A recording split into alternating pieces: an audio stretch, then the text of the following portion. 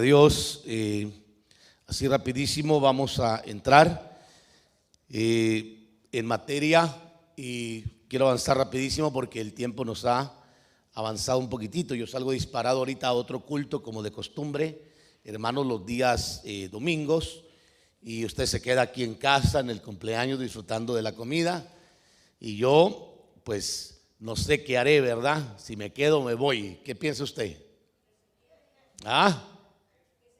Que me quede, y qué hago con los demás, con las otras ovejas. allá que las dejamos solas, hermana. ¿Verdad? Ay, Dios del cielo. Le cuento que mi esposa me dio de desayunar hoy otra vez, gracias al Señor. Está cayendo el desayunito. Entonces hoy no vamos a comer mucho. Si no, voy a tener que comer 3 veces, una en la mañana, otra al mediodía y otra en la tarde cuando llegue allá también. Pero bueno, ya el Señor dirá cuál es su voluntad, ¿no cree usted, hermano? Gloria a Dios, amén. Muy bien, el mover profético y su cumplimiento en la iglesia. Estamos revisando un poquito el libro de los Hechos, ¿se recuerda? Y hemos hecho una paráfrasis, hermano, un análisis breve acerca de lo que vivió la iglesia apostólica, y desde luego pues se aprende muchísimo porque se puede extraer la verdad que ahí está oculta, y en el caso del capítulo 21 para mí es un capítulo muy profético, y espero que usted siga creyendo en los profetas, no como se ha enseñado en este tiempo en toda la cristiandad en sí, porque le repito, toda verdad tiene también a veces el ser manipulada, y desde luego pues toda mentira se edifica en base a una verdad. No hay nada que esté edificado que hable de Dios que no tenga verdad, pero no significa que por eso sea toda la verdad, porque para empezar no tenemos toda la verdad. La verdad la vamos conociendo paso a paso, se nos va revelando y develando el misterio de lo que Dios ha ocultado para los ojos de aquellos que no quieren ver más allá. Y por el otro lado también el Señor nos ha dado una verdad para que la analicemos y reanalicemos, y de ahí podamos extraer en sí la verdad. Y yo le llamo siempre armar el rompecabezas, pero teológicamente hablando se conoce como un exégesis o la multiplicación de la palabra. Es un poquito utilizar un análisis más profundo, del cual pues no sería lugar para hacerlo, pero de cualquier manera es importante que cuando la gente entre a revisar la palabra tenga un poquito más de interés en indagar y examinar, que son dos cosas muy importantes. Jesús le refirió a los fariseos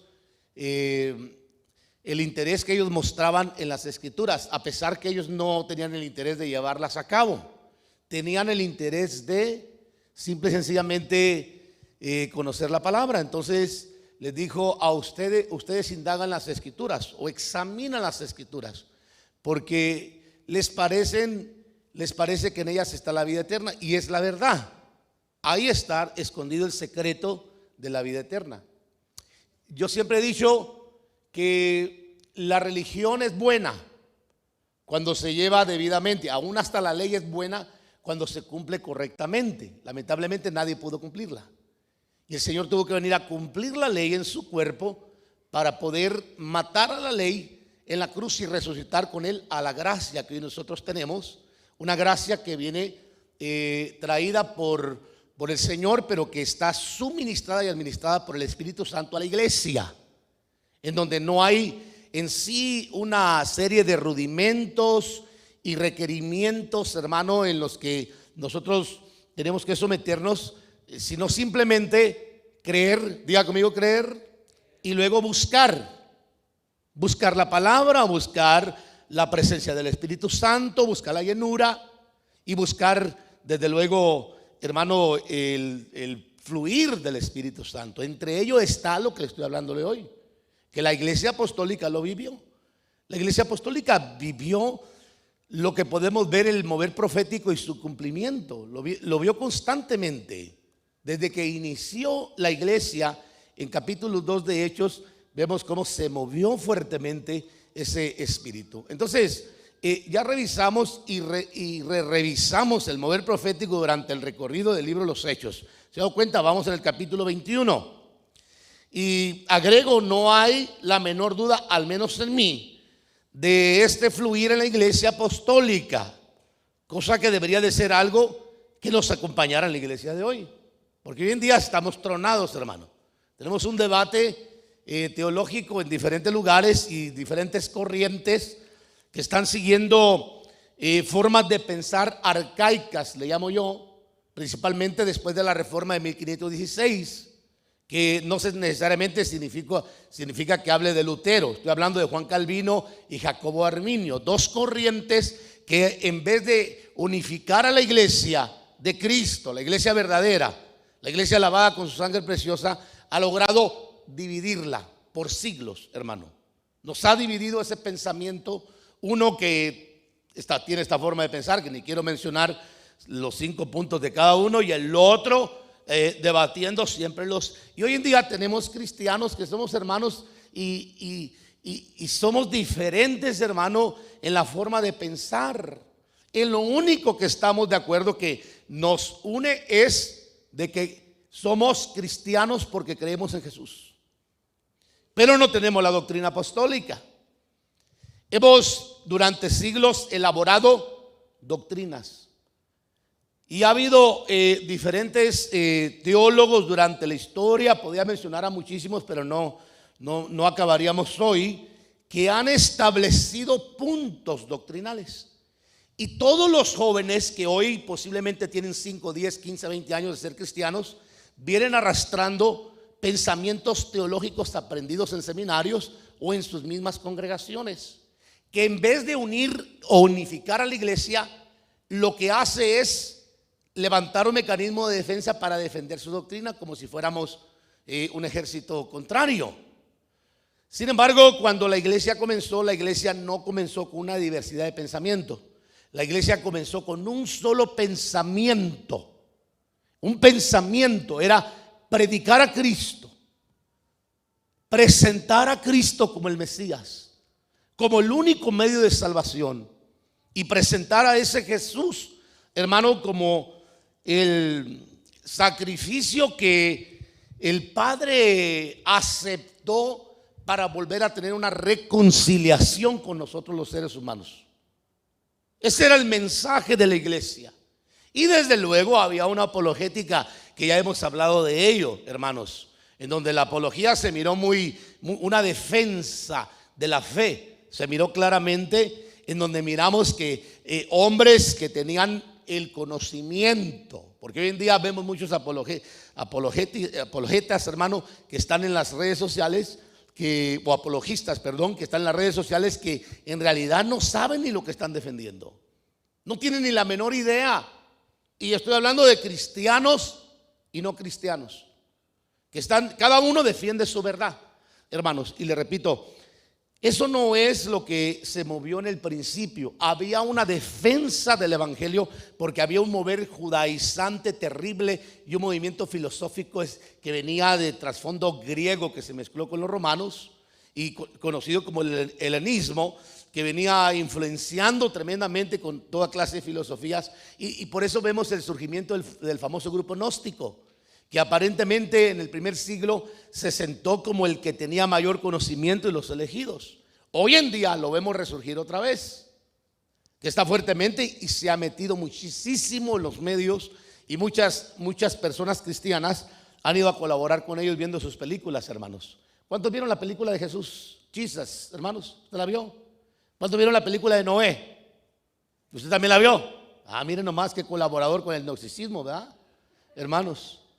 ¿Cuál otra? La de la Pasión de Cristo. Bueno, ese es de Mel Gibson, un evangelio que también es simplemente no inspirado, hermano, apócrifo, que viene o adaptado, que viene a ser un evangelio que se escribió tiempo después, supuestamente, el evangelio de Judas. Pero mire, es cierto, el evangelio de Judas tiene algo muy significativo, porque presenta la historia de Jesús como no la han presentado otros, ni siquiera nuestros evangelios. Pero no necesariamente significa de que sea ahí, porque si usted lee la Biblia, ahí usted va a darse cuenta que le faltó muchísimo que hablar del evangelio y del viacrucis del Señor y del sacrificio, porque está de acuerdo al pensamiento, desde luego, del escritor.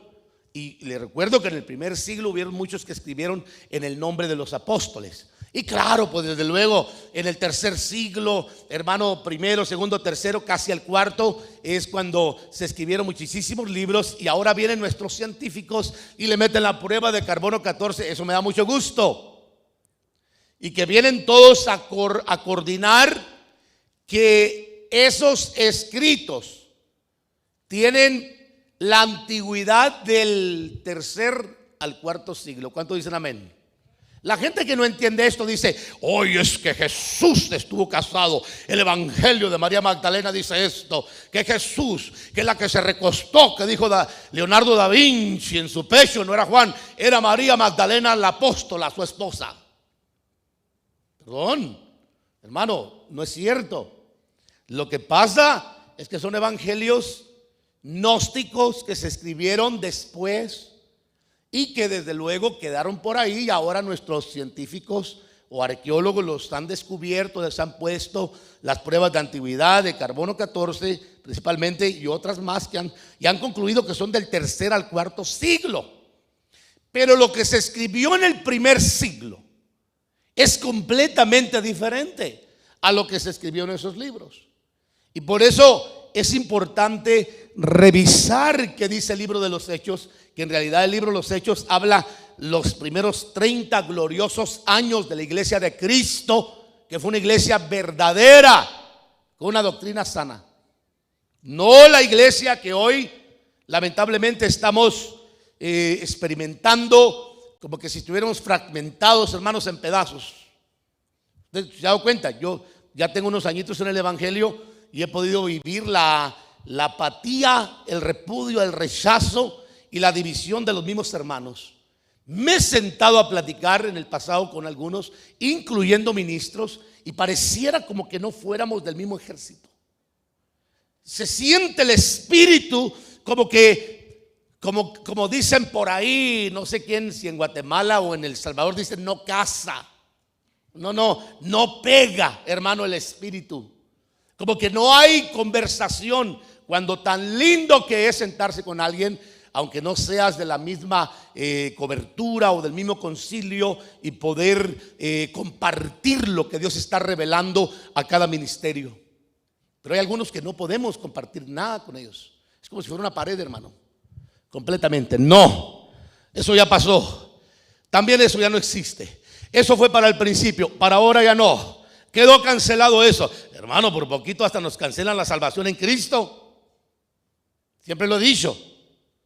Entonces, a eso me refiero yo, de que hoy en día la iglesia cristiana está más dividida que nunca. Más, hermano. Y todo eso tiene mucho que ver por causa de que hemos abandonado el camino de la iglesia apostólica, la primera iglesia que quedó como modelo para poder seguir sus pisadas.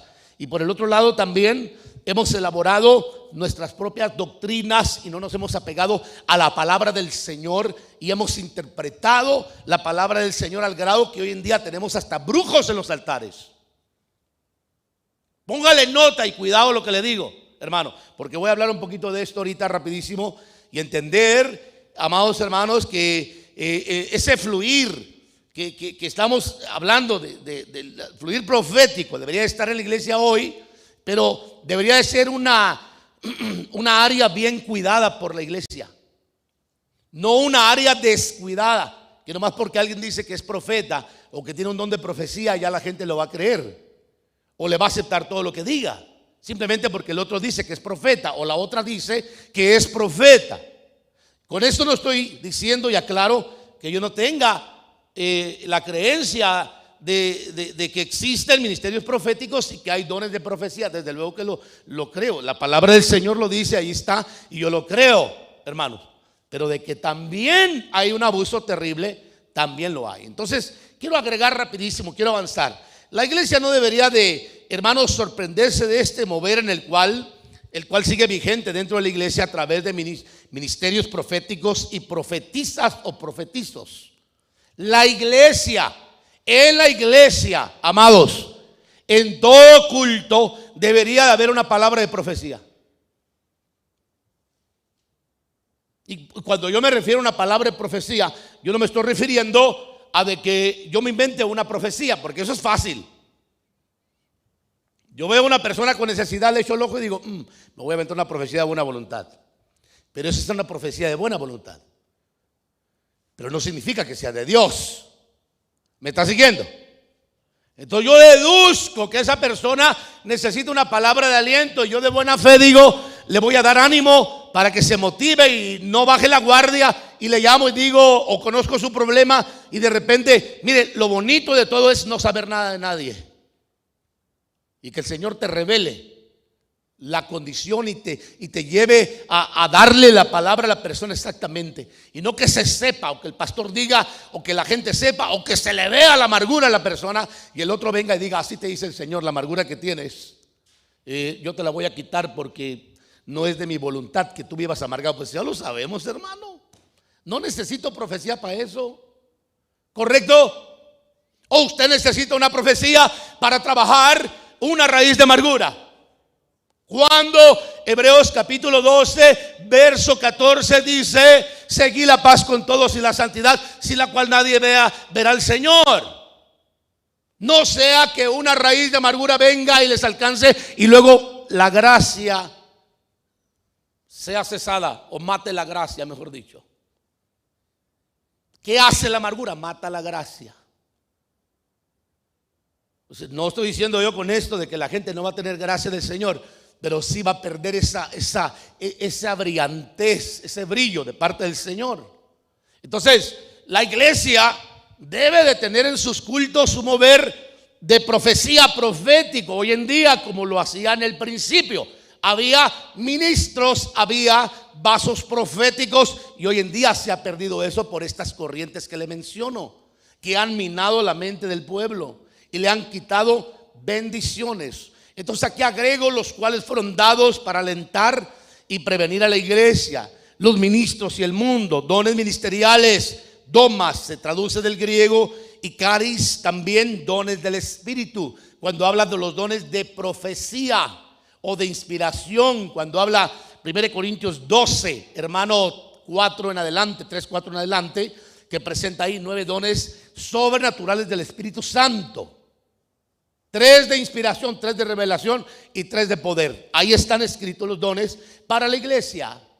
Vino Jesús por su iglesia ya se fue la iglesia del Señor, ya vino el Señor otra vez. El Señor todavía no ha venido, gracias a Dios. Entonces los dones del Espíritu no deben de ser callados, deben de ser buscados por los santos para fluir en ellos. Pero tiene que haber quien se asegure que sean dones legítimos del Espíritu. Si no hay un supervisor, va a haber un abuso o una desviación en el manejo de los dones.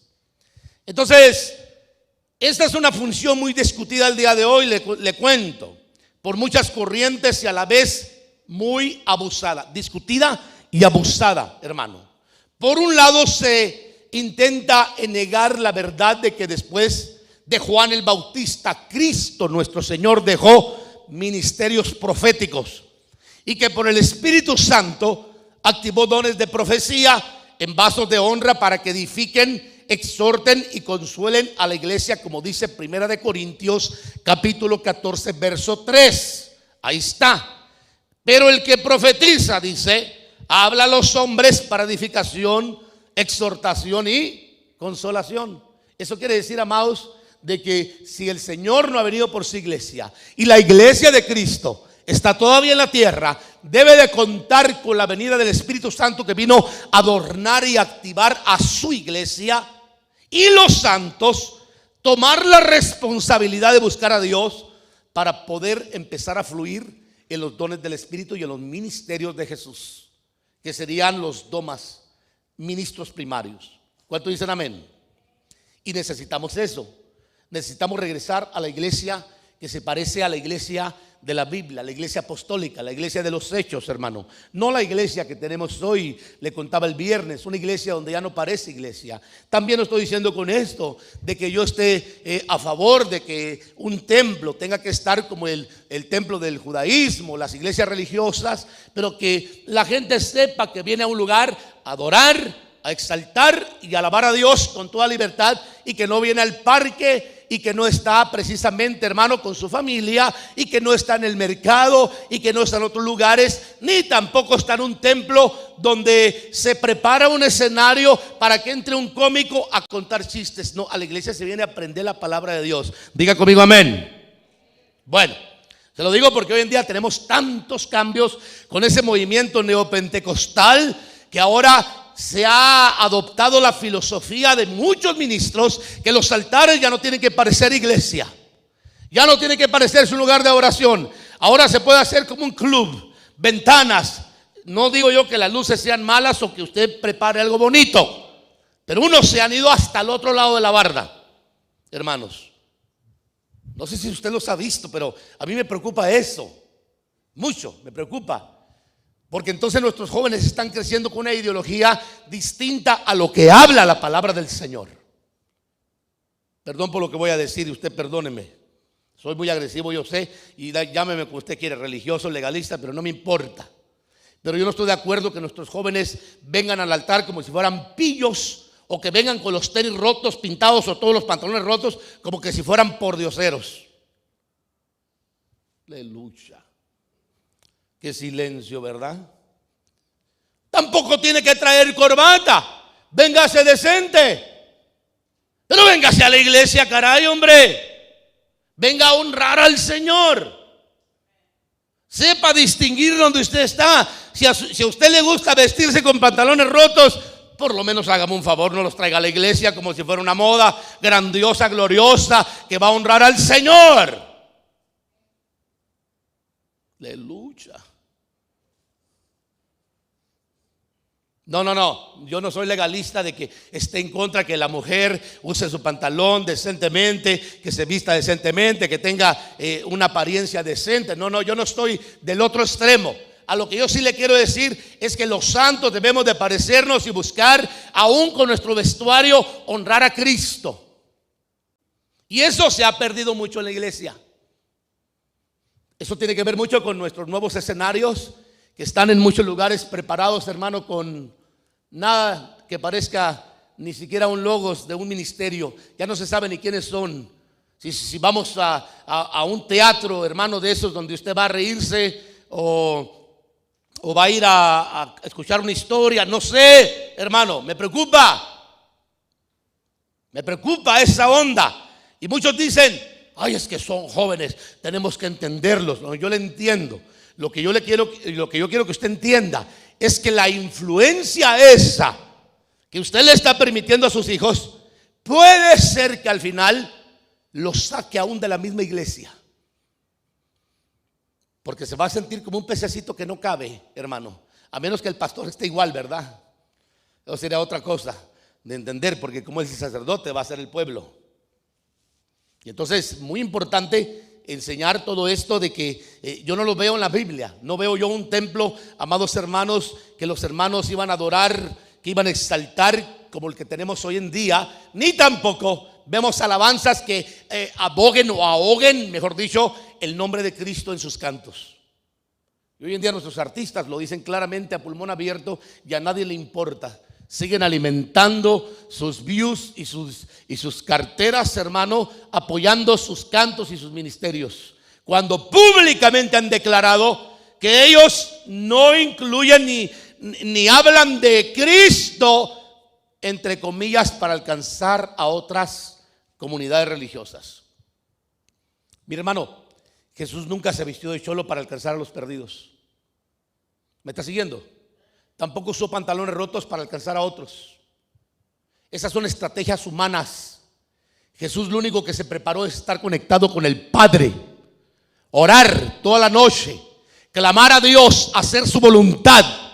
Y la misma unción que traía convencía a los oyentes. ¿Me está siguiendo, hermano? Todo lo demás que hemos elaborado son estrategias de los hombres, incluyendo las estrategias multiniveles.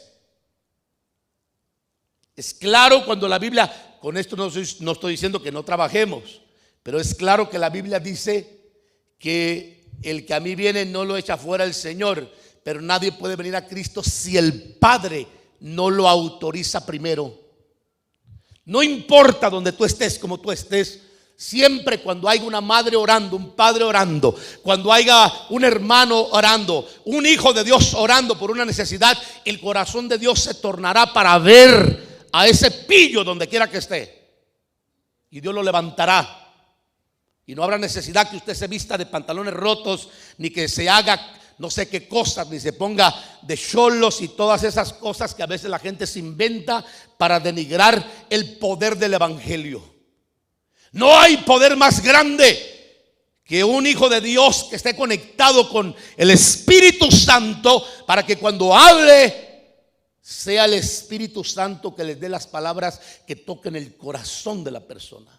Es en vano que yo le cuente historias bonitas a alguien. Es en vano que yo lo ilumine, que yo le haga ver que el evangelio es ilustre, que es una maravilla, que todo le va a ir bien, cuando la verdad es que cuando una persona se convierte, empieza realmente la batalla de su vida. Por eso no todos le quieren entrar. Mire cuánto nos han dejado, hermanos, en medio del camino. Pero eso no es nuevo, pasó también en la iglesia de los Hechos. Por eso usted no se sorprenda, quiere ver a su hijo convertido, ora al Señor. ¿Que voy a usar estrategias humanas? No le va a servir de todas maneras. Deje a los hombres que usen sus herramientas, y nosotros como iglesia hagamos lo que nos corresponde y creamos lo que dice la palabra del Señor. Creamos que hay un fluir que el Señor no ha quitado, que es un fluir profético. Pidamos a Dios, traigamos los eventos proféticos, traigamos los hermanos a cultos de unción, a lugares donde realmente se predique la palabra, no que se le maquille a la gente el mensaje o se les diga algo. No, llevémoslos a la confrontación de la Biblia, a la palabra del Señor, para que ellos sepan la verdad a la que se están confrontando, incluyendo restaurar el mensaje del infierno y la condenación del pecado. Es necesario que se haga en este tiempo adecuadamente, desde luego, porque hoy en día ya no se quiere tocar el mensaje del pecado. El mensaje se ha maquillado muchísimo. Ya no se habla del pecado. Ya todo es: vas a ser millonario, vas a prosperar, te va a dar un gringo el Señor. Al varón soltero le dice, así te dice el Señor, dentro de 10 días el Señor te va a dar una gringa. No le dice si te la va a dar delgadita o llenita, pero el otro esperanzado espera su gringa, ¿no, hermanos?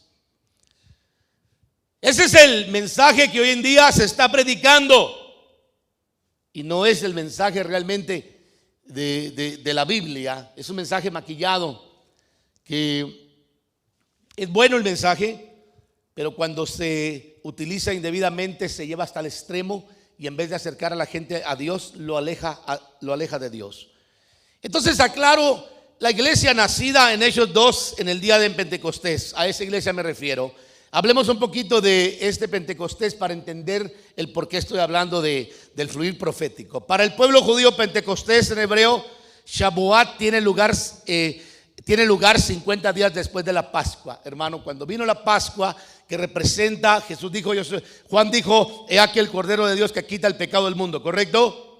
Entonces Jesús era el Cordero Pascual, el Cordero que había sido sacrificado en Éxodo 12, cuando vino el pesaje, que el ángel destructor tenía que pasar sobre los hogares donde viera la señal de la sangre en las puertas y en los dinteles. Ahí no iba a entrar el ángel destructor a matar primogénitos, solamente en las casas donde no hubiera esa cobertura de sangre. Y usted me entiende que esa cobertura de sangre es lo que Pablo dijo: a precio de sangre habéis sido comprados.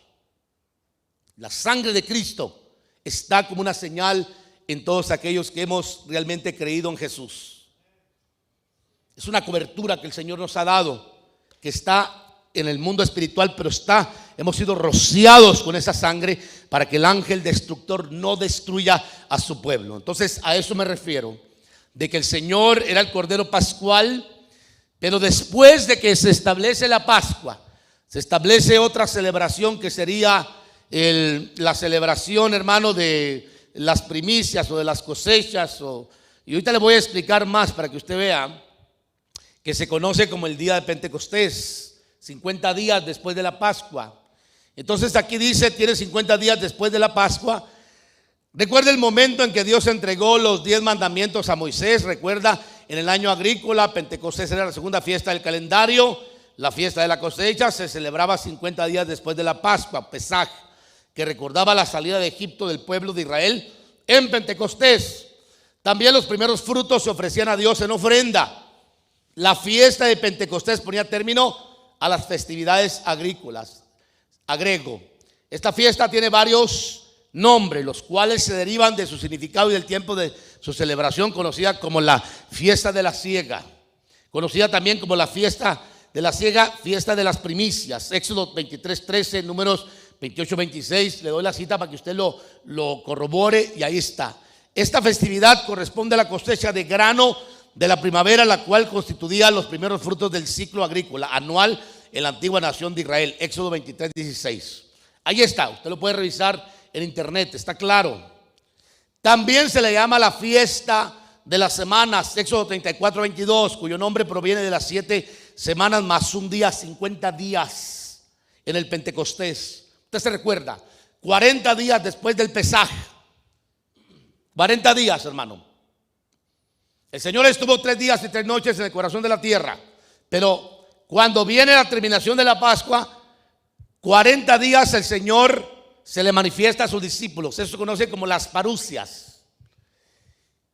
Y luego, a los 40 días, asciende ante una multitud de testigos al cielo, pero le manda a su pueblo, a sus discípulos, que vayan a esperar la promesa del Padre a Jerusalén, que era exactamente la celebración del Pentecostés, que culminaba el día 50. 10 días después que el Señor le dijo, el Espíritu Santo descendió en el aposento alto y bautizó y llenó con su Espíritu Santo. Esa es la entrada triunfal del Espíritu Santo al mundo, donde la iglesia reconoce que por primera vez en la historia el Espíritu Santo posó en cuerpos humanos. Y la evidencia de que posó el Espíritu Santo en cuerpos humanos fue que cada uno de los que estaban ahí, que era un grupo de alrededor, no dice que eran 120, dice que alrededor de 120 empezaron a hablar en otras lenguas conforme el Espíritu Santo les daba que hablaran.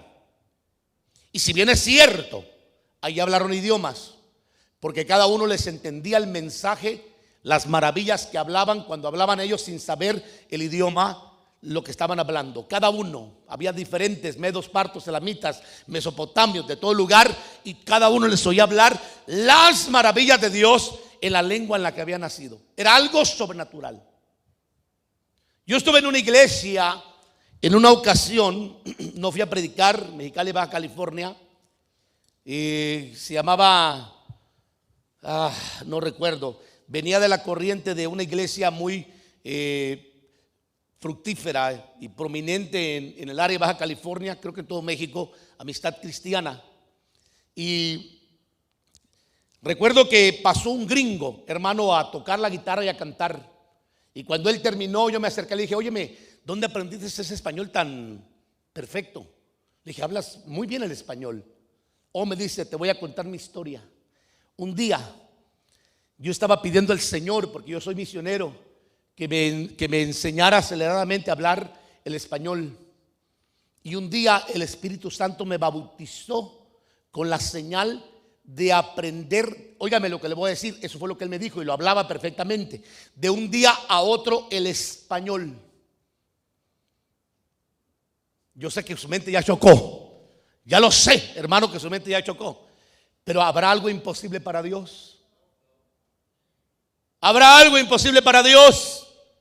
¿Habrá, hermano, algo imposible para Dios? ¿Cuántos de aquí hablan en lenguas y profetizan y manejan dones? Hello. La iglesia debería tener dones, el fluir y el manejo de los dones, porque es un regalo de Dios que nos ha dado por medio de su Santo Espíritu, para que de esa manera no solamente brillemos y fluyamos y exhortemos y edifiquemos y consolemos a la iglesia, sino que también hablemos a los hombres las maravillas de Dios si es necesario. He estado en algunos lugares yo y de repente en una ocasión estaba con una misionera hablando en lenguas, orando. Y estábamos reunidos orando y empecé a hablar en lenguas, hermano, fuertemente por el Espíritu Santo. Y la hermana decía: amén, amén, Señor, recibo, sí, amén, decía, amén. Y yo hablando en lenguas, hermano. Y usted sabe que hay un don de interpretar lenguas, dice la Biblia. Claro que este mensaje, dígaselo al mundo, el mundo va a decir: este tipo está bien loco. Y más locos los que lo están escuchando. ¿Imagina? Es lógico, ¿no? Porque ellos no han visto sobrenaturalidades.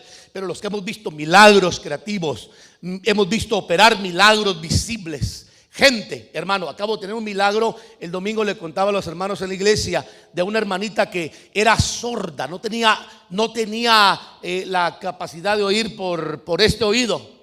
Le había caído una infección a ella y los médicos le dijeron: usted está sorda. Ella no oía nada y se estaba quedando sorda del otro. Sin embargo, el domingo el Señor la agarró, la ministró y la sanó. ¿Quién hace eso? Dígame, hermano. Oye, el hermano Tito. No, el hermano Tito no lo hace, pero el Señor sí lo puede hacer a través del hermano Tito. ¿Cuántos dicen amén? Pero también lo puede hacer a través de usted. ¿Qué dice la Biblia? Estas señales seguirán a los que creen. ¿Cuántos creen? Lo primero que hay que creer es que hay una llenura, un bautismo del Espíritu Santo que activa todos los dones. Eso es lo primero. Porque la iglesia empezó siendo activada con la llenura del Espíritu Santo. Pero dice la Biblia que estaban en un lugar que parecía iglesia, gracias al Señor.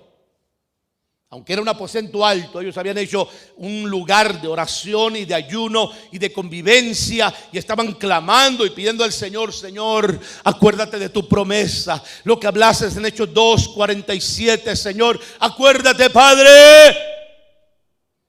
Hoy en día la iglesia no le interesa la llenura del Espíritu Santo. Por eso no ven dones, no ven el fluir, no ven. Y también son incrédulos. Y es fácil que venga alguien y les diga: perdón, hermano, eso ya fue para el pasado, eso ya no existe. Fíjese que eso, la iglesia del principio sí lo practicó, pero hoy nosotros ya no, ya pasó. Y la gente dice: ¿sabe por qué? Dice: porque están vacíos. Amén, sí tiene razón, es verdad, yo ya tenía mi sospecha que así era y usted me lo viene a confirmar. Y ahí dos incrédulos hablándose, hermano, cuando la palabra del Señor habla que el Espíritu Santo profetizó en el Antiguo Testamento a través de hombres santos de Dios y sigue profetizando hoy en día a través de hombres santos de Dios en el Nuevo Testamento. Y muchos se lo quieren quitar. ¿Me está siguiendo, verdad? Ahí está. Entonces ahí está, para que usted se dé una idea, varios pasajes que tengo ahí hechos. 20:16, Pentecostés en griego. Usted puede corroborarlo en el diccionario expositivo de la palabra del Nuevo Testamento, o puede, hermano, corroborarlo en W.E. Vine, una concordancia muy, bueno, no es en sí concordancia, es un diccionario expositivo muy bueno, que lo lleva a usted que ama la palabra al Strong. Entonces aquí, después de la Pascua, se derramó el Espíritu Santo, el cual se movió en el Antiguo Testamento en los profetas y sacerdotes y reyes. Hermano, le voy a decir algo: busque la llenura del Espíritu Santo, busque el bautismo con la señal de hablar en lenguas de preferencia. No venga conmigo y me diga: ay, hermano pastor, fíjese que eso de hablar en lenguas como que no es para mí. Pues mire, eso vaya, dígaselo a 120 que estaban reunidos en el aposento alto, que no se avergonzaron de empezar a hablar en otras lenguas, conforme el Espíritu les daba que hablaran. Sí, hermano pastor, pero es que eso ya es anticuado. Hoy hay que buscar más los frutos. No, también eso, desde luego. Porque hay que buscar los dones, pero también los frutos. Y hay que buscar los frutos, pero también los dones. ¿Me explico? Porque los dos manifiestan al Espíritu Santo y la llenura en una persona del Espíritu Santo de Dios. ¿Dicen amén? Los dos. Entonces aquí después de la Pascua se derramó el Espíritu Santo, el cual se movió en el Antiguo Testamento en los profetas y sacerdotes y reyes, y ahora ha venido a sentarse en la iglesia, no para estar callado, sino para seguir hablando, revelando y manifestándose a través de vasos y al mundo entero. ¿Dónde están los vasos, Señor? Uno dice, ¿dónde está la gente que está interesada en ser llena, en buscar? ¿Dónde está la gente que anhela la presencia del Señor hoy en día? Hoy en día anhelamos evangelios de hipergracia, de teología de dulce de algodón. Hoy anhelamos evangelios de liberalismo. Hoy anhelamos evangelio, hermano, muchos, no nosotros, muchos anhelan un evangelio fácil. Pero le cuento que el evangelio desde la A hasta la Z no tiene ni la más mínima parte de fácil. Este camino no es para cobardes, no es para gente que quiera camuflajear su fe religiosa. Este camino no es, hermano, para personas cobardes que estén como el dólar en nuestros países, que un día están arriba y de repente hasta abajo, y luego se vuelven a levantar y otra vez se vuelven a caer. No. Este evangelio, hermano, es para valientes, y Jesús mismo lo dijo: el reino de los cielos se hace fuerte solamente los valientes. Diga conmigo, valientes.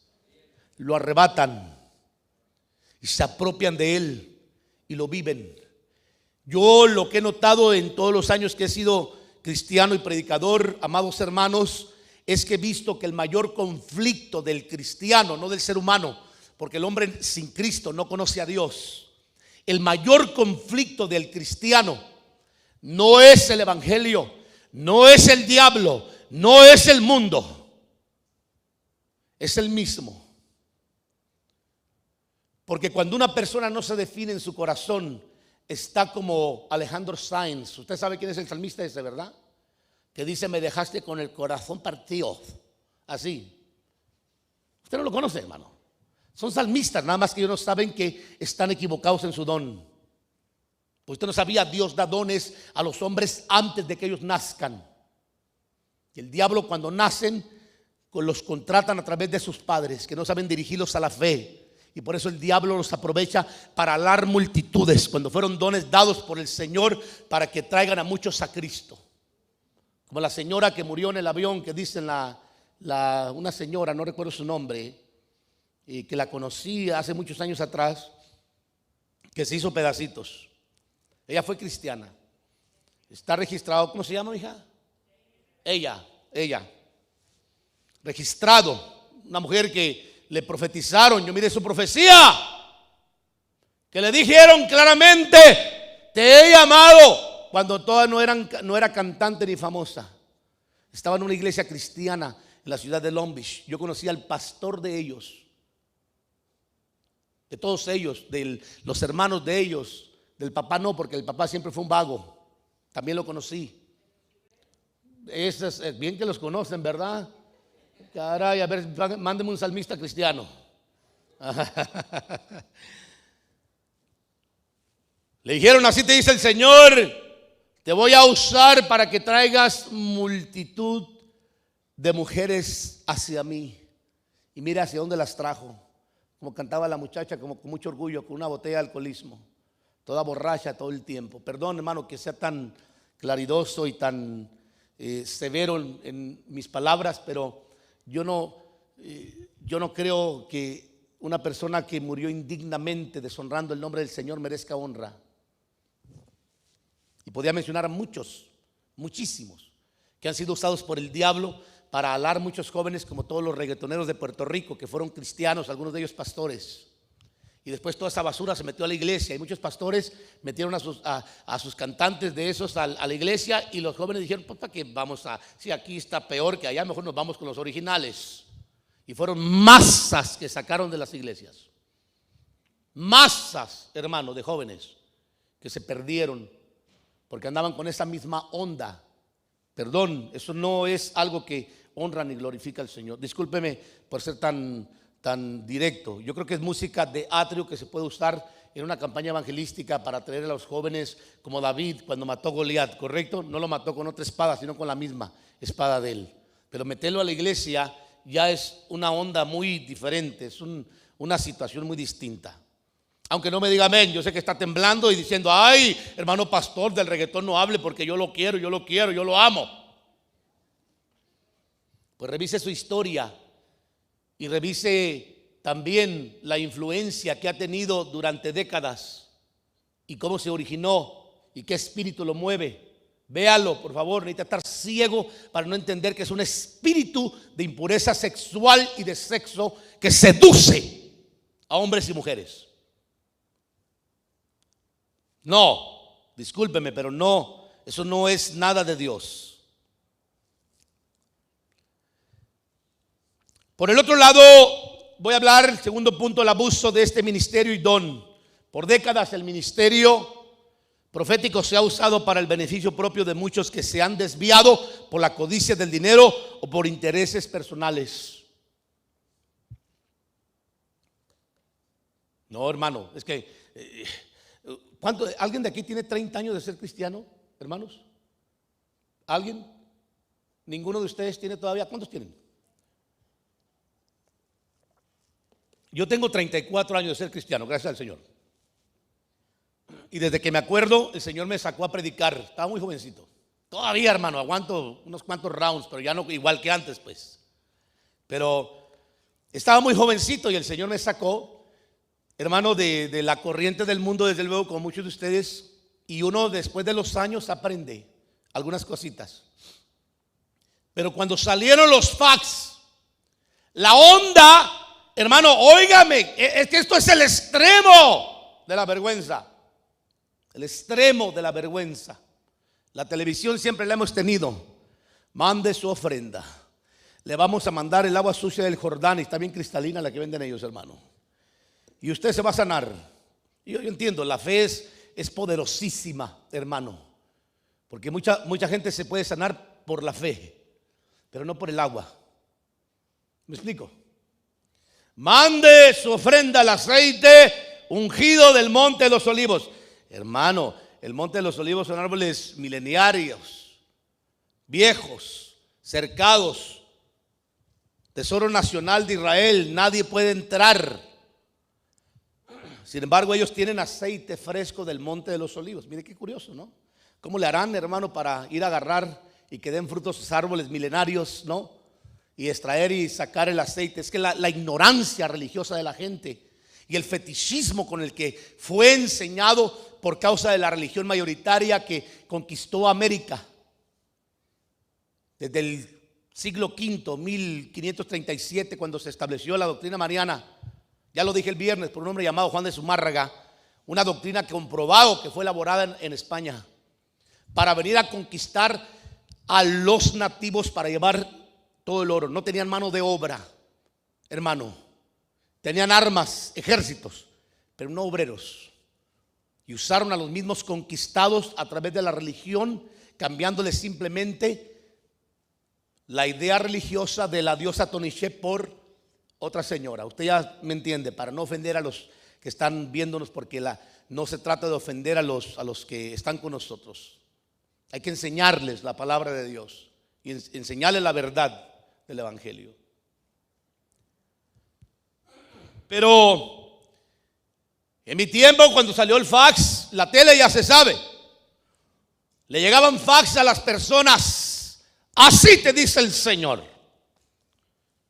Viene una promesa grandísima para ti. Vas a eso de ser enriquecido, no creas que es nuevo, hermano, ya es viejo. Vas a conquistar. El Señor te va a levantar económicamente, y la gente creída. Y el Señor dice que en tal fecha, ¡pum!, se cortaba el fax, hermano.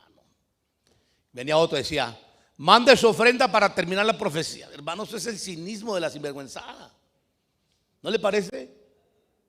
Y quiero decirle que había gente que sí les mandaba su ofrenda para que les mandaran la conclusión profética. ¿Me explico? Créamelo, hoy en día sigue siendo lo mismo, pero de otra forma. De otra forma. Hoy le contactan por las redes sociales, sí o no. Usted que sigue a los profetas, hermano. Usted que quiere ser millonario. Usted que quiere casarse con un gringo. Que quiere que le vaya todo bien. Usted quien quiera que sea. Que sigue todavía a los profetas y está creyendo a todo lo que les dicen porque le conviene. No estoy diciendo que no crea. Tiene que tener fe. Pero le voy a explicar a qué me refiero. Pero crear un grupo para sostener, hermano, ¿que no es Dios el que llama como para que sostenga, hermanos? Que mueva el corazón del hombre para que te dé. ¿No cree usted eso?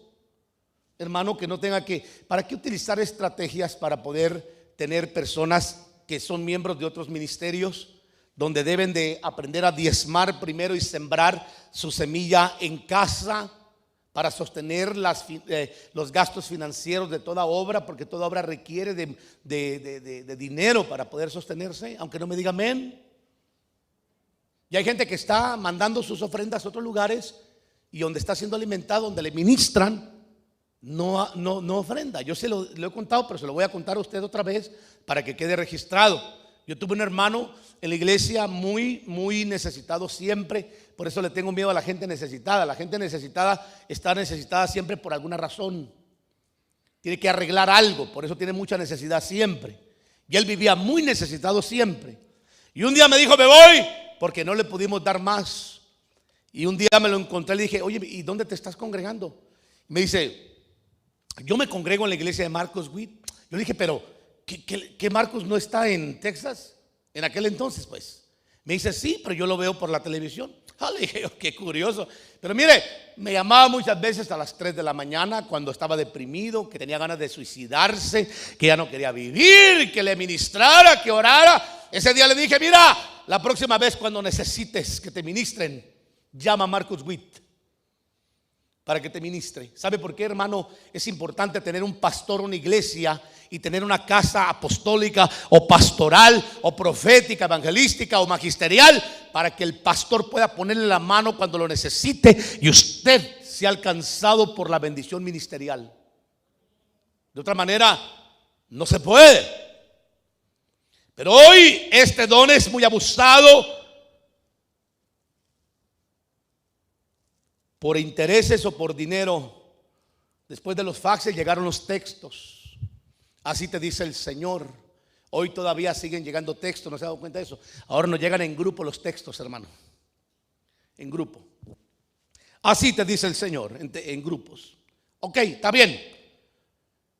Hay mucha gente que está esperando una palabra. Vive esperando una palabra. Camina por una palabra y no es malo caminar por una palabra profética. Solamente asegúrese que sea así, profética, y que no sea de buena voluntad o de una manipulación por un interés de que usted les mande una ofrenda, que no tiene nada de malo que mande una ofrenda, media vez usted esté sosteniendo primero y sembrando donde le están dando de comer y donde lo están cuidando, aunque no me diga amén.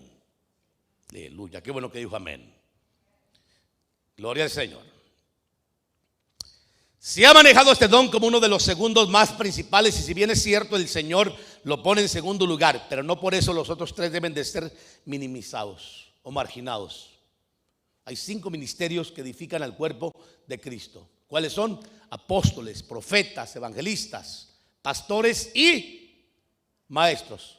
5 dedos de la mano de Dios que es Cristo, que ministran al cuerpo, hermano. Aún este don ha sido usado para llevar cautivas las almas inconstantes que no están firmes en casa. Han sido seducidas para arrastrarlos a hombres que se dicen o son profetas cuando el Señor ya los tiene plantados en una casa apostólica o pastoral.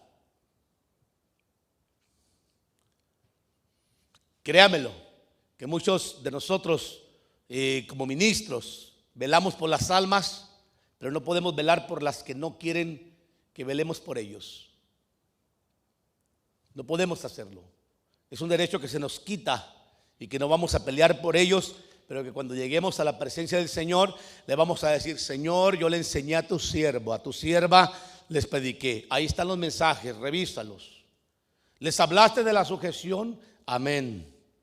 Les dijiste que hay que sostener primero casa, ser luz primero de su casa, amén. Y no candil de la calle, sí, Señor, todo eso lo sabían.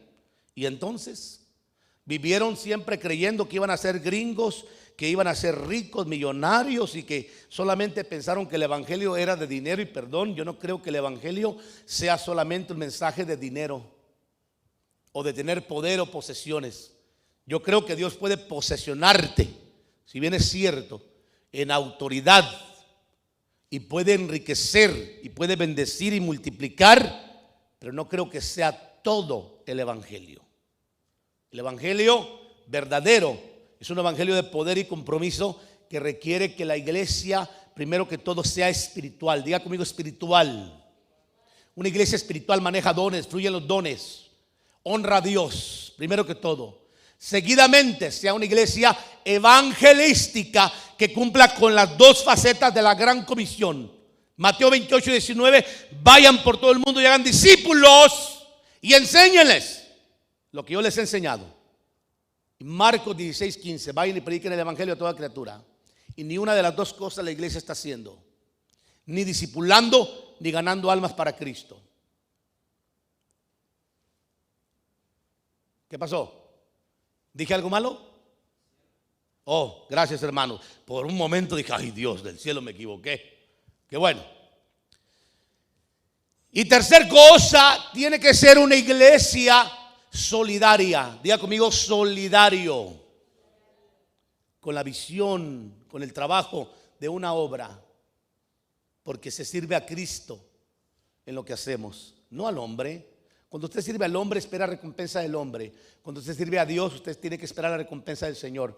Y Dios le recompensará grandemente, mucho mejor que el hombre. ¿Cuándo lo hará? Cuando Él quiera. ¿Cuántos dicen amén? Ay, Señor, pero es que ¿por qué no me lo das de una vez? ¿Por qué no me levanto? ¿Por qué no me usas? No quiero, te dice Dios. Tienes que trabajar áreas todavía, mi hijo. Cuando trabajes tus áreas, hablamos otra vez. ¿Me está siguiendo? A Pablo se le insistió por el Espíritu que no fuera a Jerusalén. Sin embargo, él ignoró lo que él mismo enseñó a sus discípulos en esto. No sabemos el acuerdo que tenía, pero es evidente que pudo alargar su vida, pero no quiso, se aferró al cumplimiento de lo que se le profetizó. Ahí está, Hechos 21:4. Después de hallar a los discípulos, nos quedamos ahí 7 días y ellos le decían a Pablo: ¿por qué? Por el Espíritu. Pablo, que no fuera a Jerusalén. ¿Qué decían? Oiga bien lo que dice: por el Espíritu. Diga conmigo: por el Espíritu. Esto no era de buena voluntad porque lo quisieran. Aún el Señor le dijo a Pablo: Pablo, detente, no vayas a Jerusalén todavía. Y Pablo dijo: Señor, pero es que yo creo que yo ya me quiero ir contigo, porque no sé qué es mejor, si estar contigo o estar acá. Primero lo dijo, ¿verdad? No sé qué es mejor, si estar con Él, pero por causa de vosotros mejor he decidido estar acá.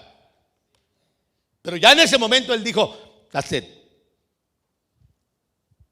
I want to go with you. I want to leave this place. I don't want to live here no more. Y me voy. Eso fue lo que dijo el Señor. Y se va. Hermano, yo siempre he dicho que cuando alguien se va a ir, Dios le avisa. A menos que acelere los días de su muerte, como dice Salomón. Tome nota. ¿Qué le habrá dicho el Señor a Pablo? No lo sabremos. Para que tomara esta postura ante lo que decía el Espíritu a través de esos discípulos, no lo sabremos nunca, creo. Note cómo aún en su viaje, en una casa, en su viaje termina en una casa profética con Felipe el evangelista. ¿Qué tenía Felipe? 4 hijas profetizas. No hay profecía, pastor. Después de Juan el Bautista ya no hay profecía.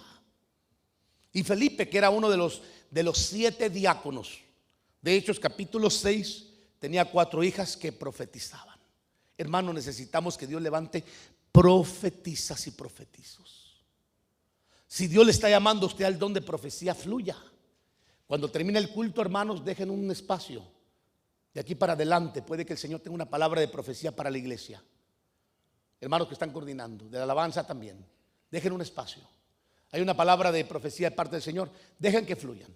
Cuando una persona empieza a profetizar, cometerá errores, pero para eso estamos los que tenemos oídos para discernir y saber dirigir a una persona en el manejo de los dones. Decirle: mira, mi hijo, eso fue unos frijolitos con pollito que te comiste, pero este sí es de Dios. La profecía que diste hasta este lugar habló el Señor, hasta aquí ya tu alma habló, porque es muy común.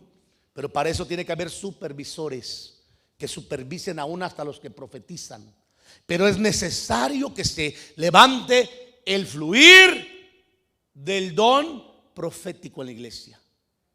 Puede ser que llegue una persona que usted no conoce, o que venga una persona y a través de una profecía sea consolado, exhortado o edificado. Muy importante.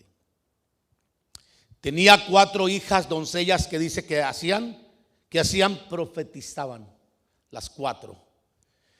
Luego, desciende un ministerio profético para ministrar a Pablo. Le recuerdo que este ministro fue después de Juan el Bautista, último profeta de la ley, no de Dios. ¿Cómo se llamaba este ministerio profético? Agabo. Diga conmigo: Agabo. Ya no está en la ley. Es un profeta del Nuevo Testamento. Ministro. No era un vaso que tenía un don de profecía. Era un ministerio profético. Hay que entender la diferencia en cuanto a eso. Ahí está el pasaje, usted lo puede mirar. Habló y dijo, Hechos 21:10 al 14, que al hombre le quitó el cinto y dijo al hombre: el dueño de este cinto, dice el Espíritu, será atado, dice, en Jerusalén de pies y manos, y será entregado en Jerusalén, hermano, a los gentiles. Y empieza a profetizar, y así pasó. Por eso el capítulo 21 de Hechos, hermanos, es un capítulo de cumplimiento profético. ¿Cuánto dicen amén? Concluyamos porque tenemos que ir a comer. Yo cierro con esto. Creer a los profetas no significa creer en todos los que se dicen que lo son. ¿Me está siguiendo, hermano? Cuando yo fui discípulo de mi pastor, yo recuerdo que surgieron muchos discipulados de hogar. Y los discipulados de hogar se prestaban mucho para que surgieran los profetizos, hermano. Y muchos de esos hogares se perdieron por causa de una profecía. Escúcheme bien lo que le digo. Tenga mucho cuidado del que tiene un don profético o tiene un don de profecía, porque puede ser usado por el diablo.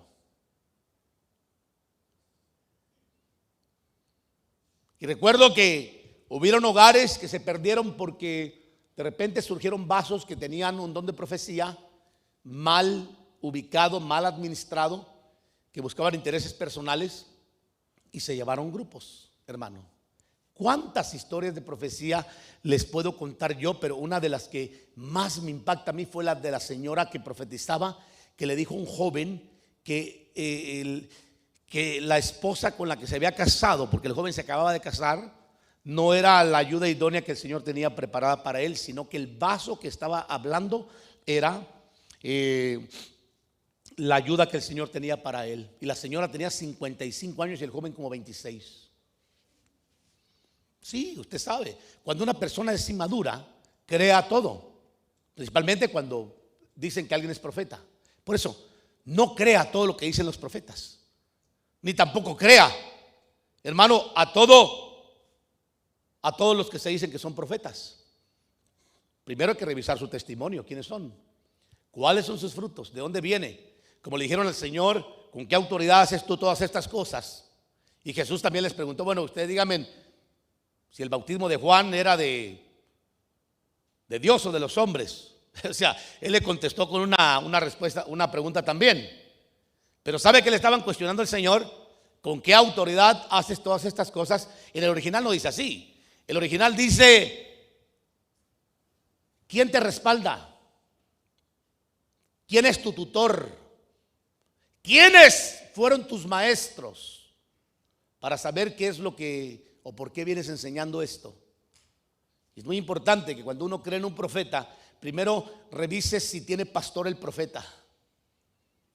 Cuando no me digan amén, mejor dicho apóstol o pastor, no importa. Pastor, apóstol son muy compatibles, hermano.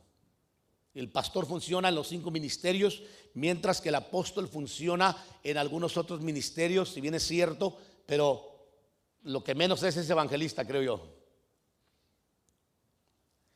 Pero el pastor funciona como apóstol, como profeta, como evangelista, como pastor y como maestro. Por eso hay que preguntar primero: ¿voy a creer en un profeta? Ok, perfecto. Usted, disculpe hermano profeta, ¿usted quién es su pastor? Oh, es que fíjese que a mí el Señor me llamó. No, yo le entiendo. ¿De dónde viene? ¿Quién le enseñó? ¿Por qué se fue de donde estaba? ¿Cuál fue la enseñanza? Como para que me ponga la mano y me profetice y yo le crea. ¿Me está siguiendo, hermano? Entonces, creer a los profetas no significa creer en todos los que se dicen que lo son.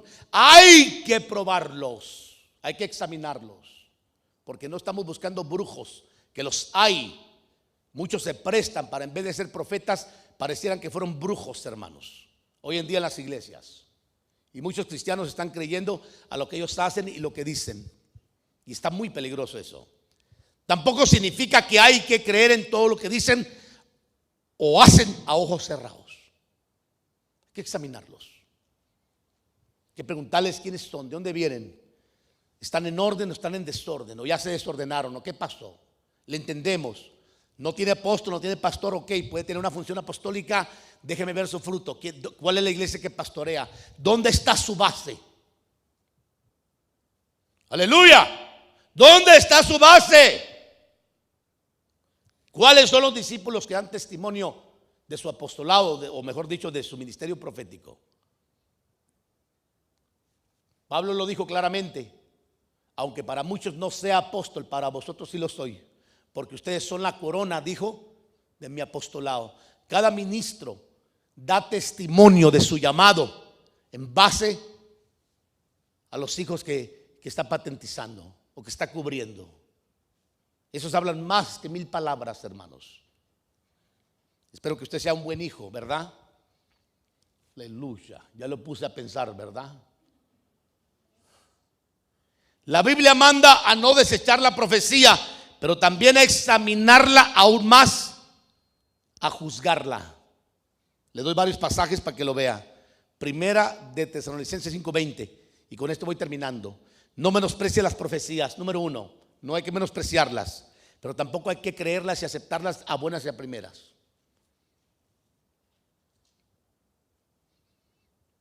(5:22), mejor dicho el 21. Antes bien, dice, examinarlo todo cuidadosamente y retener lo bueno. Así te dice el Señor.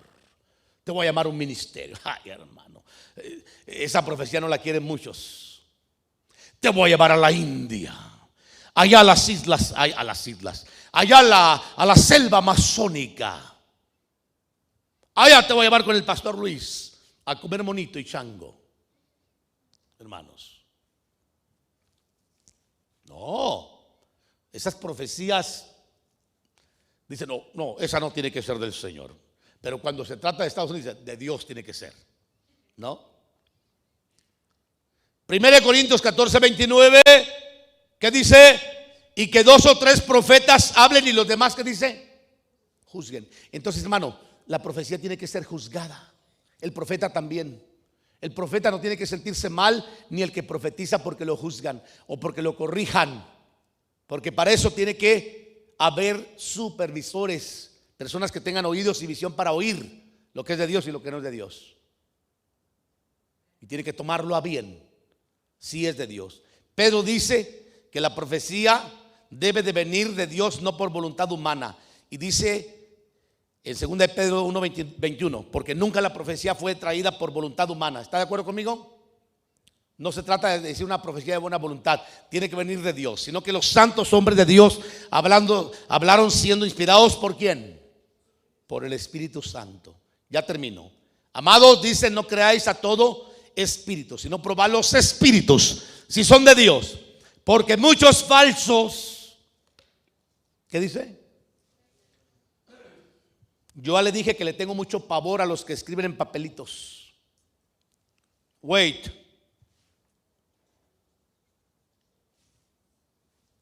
Perdón, eso lo hacen los brujos. Vaya a ese American Got Talent, creo que se llama así, si no me equivoco. Ahí salen muchos brujos de esos.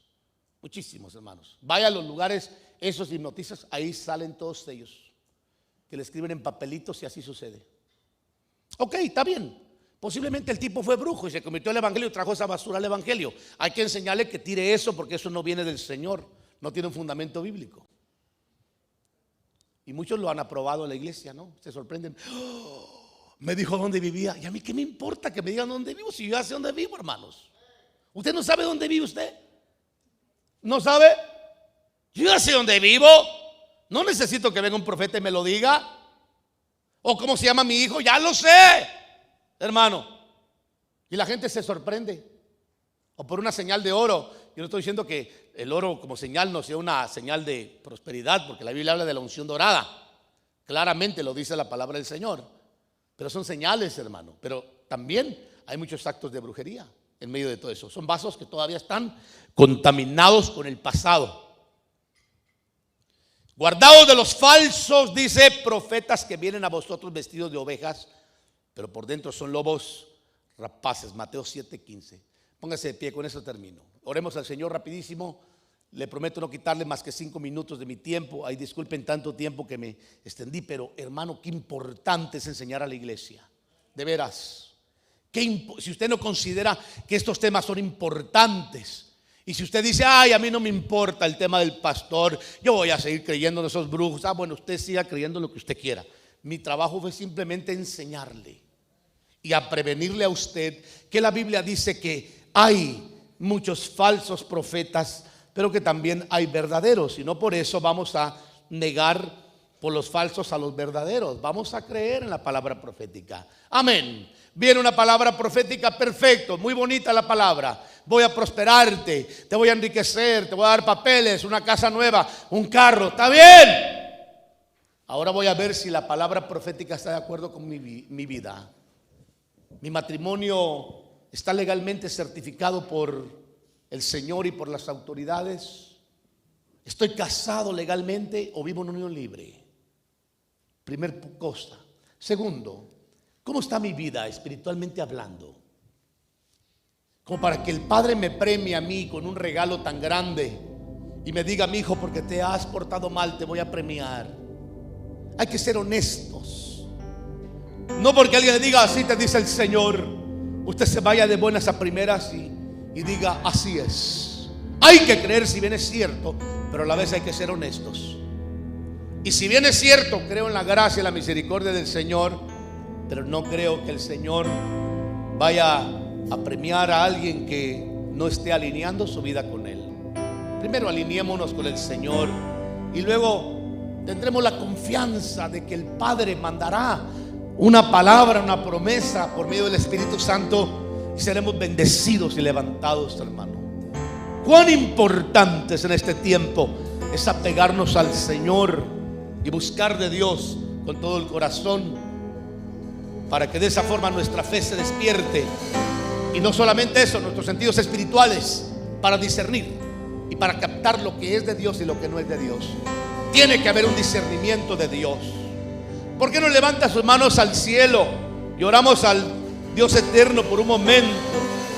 Y si hay algunas cosas que el Señor todavía tiene que arreglar, hermano, nomás no te detengas, sigue caminando, no corras.